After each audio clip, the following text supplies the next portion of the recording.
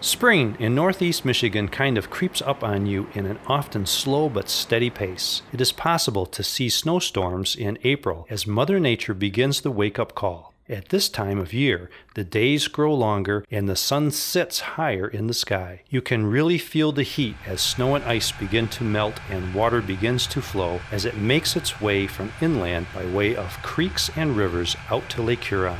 At this time, the melting snow and ice can fill and often overflow riverbanks as it washes winter away, allowing plant life to begin a new season.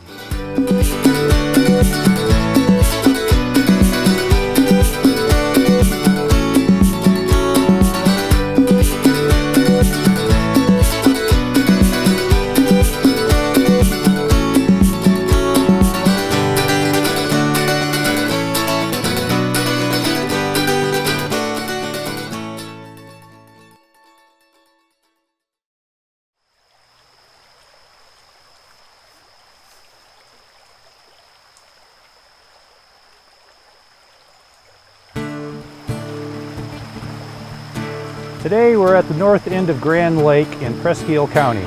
We're here to run the outlet which goes from Grand Lake out to Lake Huron.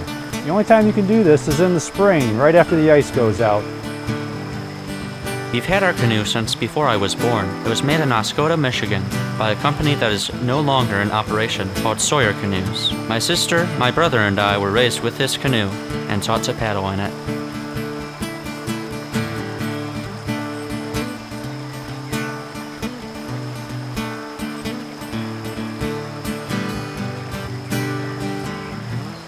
As we push off from the bank and begin our float downstream, Eli and I settle into a shared balance and paddle rhythm that is an unspoken bond between us working together for common goals such as staying upright on this clear but cold spring water.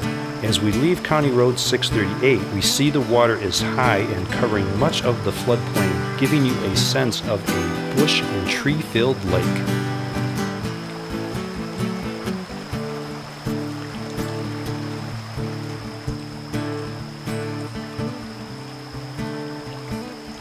The water is as clear as glass, shimmering below us and revealing the quiet depth. Gently, we wind through the soft bends and turns the river provides for us, each one discovering some new, subtle beauty of nature. Paddling our way down this little river, we float past higher land filled with trees set in this floodplain like islands in a lake. In general, this is quite an open area, but sitting in a canoe, you don't seem to feel that. What you do feel is a connection to this place, silently floating along, you and your paddle taking it all in, but leaving no trace of your passage.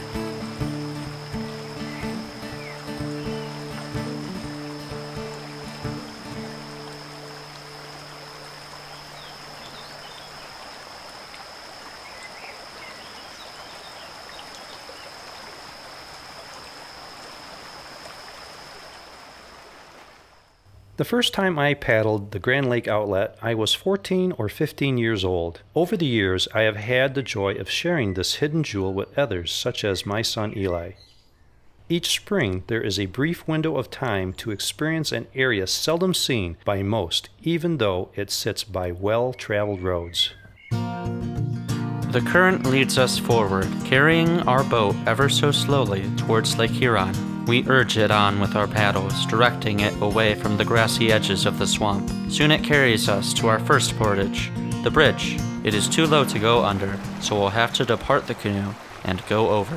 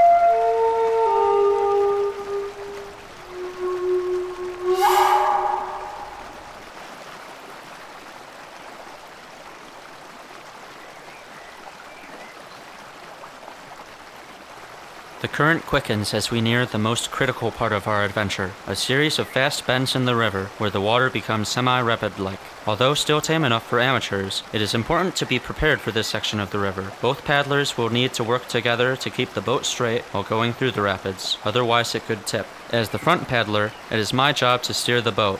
I place the end of my paddle in the water on whatever side of the boat is nearest a corner of land and use it to turn us and keep us on track.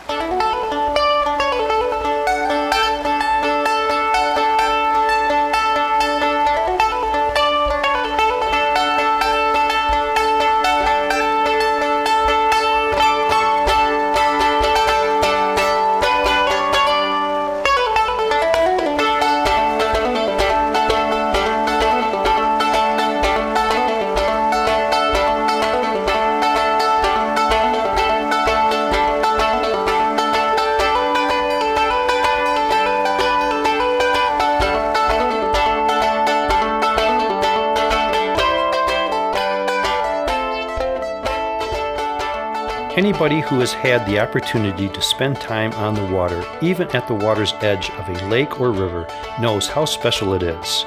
At the end of the day, when the wind dies down and the water turns into a mirror, with the sun setting giving that special glow to everything, that for me is a bit of heaven here on earth. This is an area that's been used for millennia. Native Americans would ply these waters in the birch bark canoes. They would come in from Lake Huron and they would work their way up this to Grand Lake. In later times they actually would land on what they now call Indian Island on Grand Lake, and they would be doing hunting parties. They would not only be hunting for game, but they would also be doing fishing. Just a beautiful, beautiful area, now part of Thompson's Harbor State Park, and one that everybody should get to know a little bit more intimately.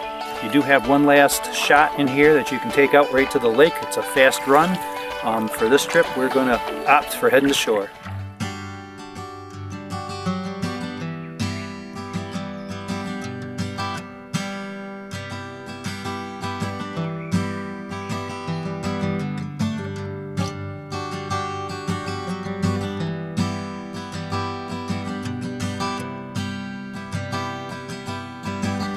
After the long paddle, it feels good to finally stand.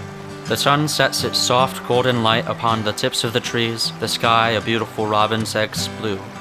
We decide to walk the last stretch of trail to the lake, mirroring the river's run. Halfway between where the trail begins and the river ends, we discover a large boulder that has fallen in the middle of the river, a dangerous obstacle for whoever decides to run the last bit of the outlet into Lake Huron. Leaving the boulder behind, we enjoy the last light of day at the water's edge, content in our day's adventures.